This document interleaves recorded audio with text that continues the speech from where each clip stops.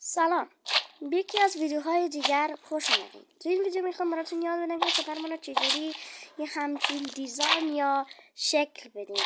ببینید چقدر باحال شده. از این که سپر عادی داشته باشیم باحال تر میشه که یه همچین سپری داشته باشیم. خب حالا لایک، سابسکرایب، شیر یادتون نره. بریم سراغ ویدیو تا براتون یادش بدم.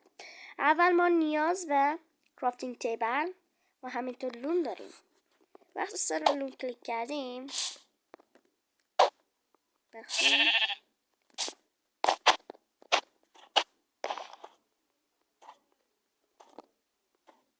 خب میایم اینجا و خب راستش بخواین این نظر به علاقه و شوق شماست که چی میخواین، یعنی نظر به چیزی که شما میخواین. هر کدوم بخواین میتونیم بگیریم، ولی نظر من اینه که از اینا بگیریم چون خوشگل تر میشه. یه دونه بنر یا یه بیرق سیاه میذاریم، بعد رنگ زرد رو میذاریم.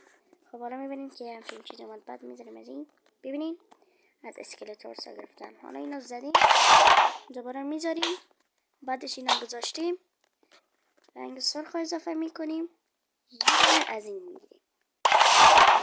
خب این هر چقدر بخوای میتونی اینا زیادتر و زیادتر بگیری، ولی من همین قدر گرفتم چون خوشگل تر بشه. اگر رنگ های بیشتر بگیری باز اون قدرام زیاد خوب نمیشه. بعد میریم کرافتینگ تیبل، اونجا رفتیم شیلد ما رو میذاریم.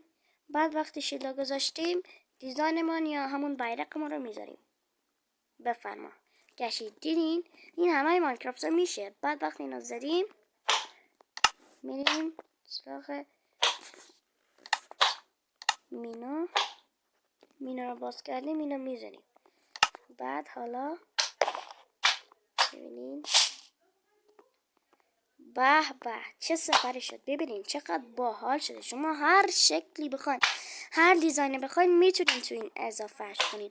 واقعا خارق العاده شده. ببین به به. حالا اینا یه دفعه دست از این رفیق ما رو بدیم.